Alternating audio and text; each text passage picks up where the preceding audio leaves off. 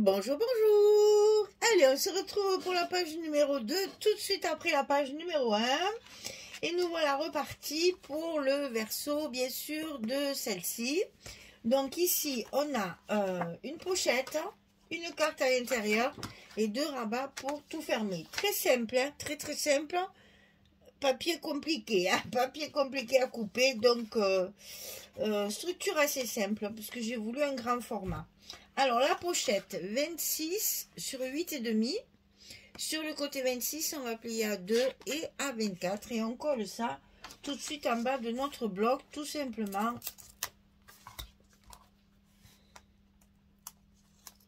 Pour utiliser ces papiers, il a fallu être subtil. Donc, la subtilité étant dans le papier, et bien, pour la structure, c'est plus simple. Pour pouvoir tout utiliser correctement. Alors ici, on colle notre pochette à sa place. Voilà. Ensuite, à l'intérieur de cette pochette, je mets une carte 15,5 sur 15,5 pour mettre la photo, mais également utiliser le 15-15. Ensuite ici, la partie gauche, 13,5 sur 23, on plie à 11 et à 11,5 du côté 13,5 et ça on va le coller, il y a un petit gousset d'un demi-centimètre, on va le coller bien entendu à l'intérieur de notre bloc pour faire notre premier volet de fermeture. Donc c'est la même hauteur, on bloque en haut, on bloque en bas et on colle. Voilà pour un côté. Ensuite, l'autre côté, le côté droit, on va faire 23 sur 20,6. Sur le côté 23, on va plier à 20,6 et à 21,1. Je vous le répète chaque fois, il faut vraiment mettre 5 mm ici comme ici. Donc 26, 21, 1, 5 mm, ça c'est obligatoire. Là, si vous mettez 23, c'est pas très grave. Si vous voulez vraiment qu'il y ait 2 cm, vous faites 23, 1. Mais c'est pas très très grave. Attention, ici par contre, nous n'avons pas la même hauteur que le bloc. Donc il va falloir évidemment le centrer pour que ce soit joli. Donc on centre notre page, notre rabat ici à droite en mettant bien nos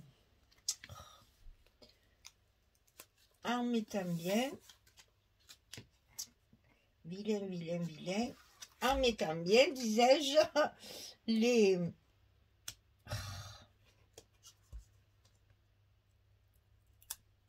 eh ben ça y est, voilà.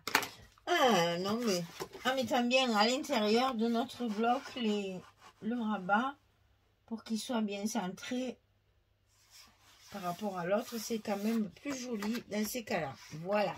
Et là, on va mettre nos aimants de fermeture, toujours pareil.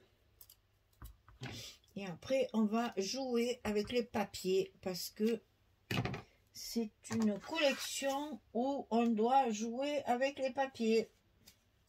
Ça arrive. Là, malheureusement, c'est pratiquement les papiers qui commandent. Hein, parce que j'ai pas pu faire autrement. La collection étant un peu difficile à couper. On colle. Voilà. Alors, ici. J'ai utilisé cette page-là avec les livres. Vous allez voir un peu partout.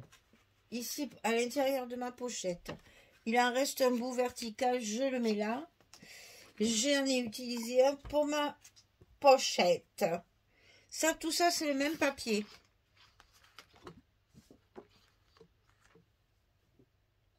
Et là, pour finir, j'ai mis encore une petite chute de ma couverture.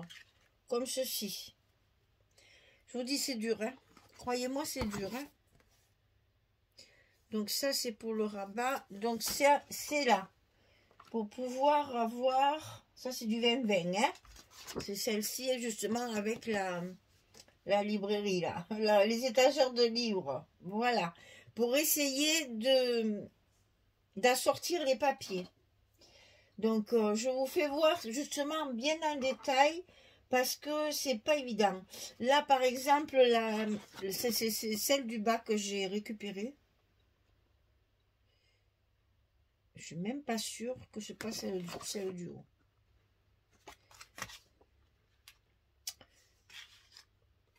Parce qu'en plus, il m'en reste encore un bout que j'ai utilisé sur une autre page.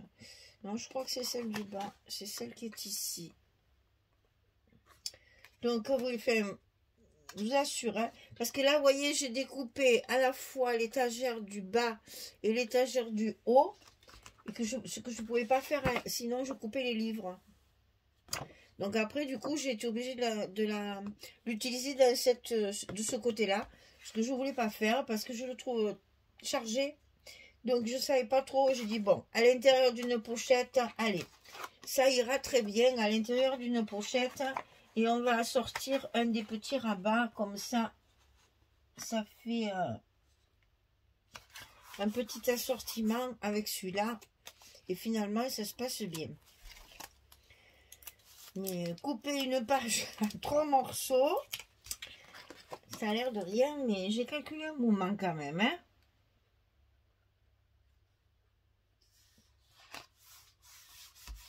Si je faisais en réel mes pages, la façon dont je partage mes papiers, la façon dont je calcule ma page, la façon dont je coupe mes papiers, on passerait 4 heures ou 5 heures ensemble juste pour une page.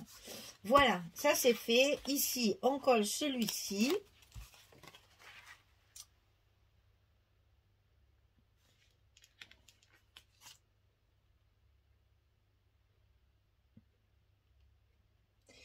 J'essaie d'être droite. Voilà. Pas très pratique. En plus, il fait gris. Pas de soleil encore aujourd'hui. Du coup, travailler comme ça vraiment à la lumière. Alors, ici, je vais la coller que sur 3 côtés. Ce que je fais souvent, hein, que j'aime bien faire. Parce que ça va faire comme une pochette. Mais je ne veux pas mettre de structure pour mettre encore de l'épaisseur. Donc, je n'ai fait que 3 côtés. Et ça sera pour glisser la photo. Pour que ça la tienne. En fait, ça y sert de stop. Donc, en fait, on va décorer cette petite fausse pochette là. On va la décorer. Déjà pour cacher la différence de papier. Parce que c'est pas si évident que ça. Chercher un moment, un bout de papier qui irait bien là. Et voilà. Donc ici, on va pouvoir après y glisser des petites décorations et la photo derrière. Voilà. Et donc ici, on va mettre la partie 20-20.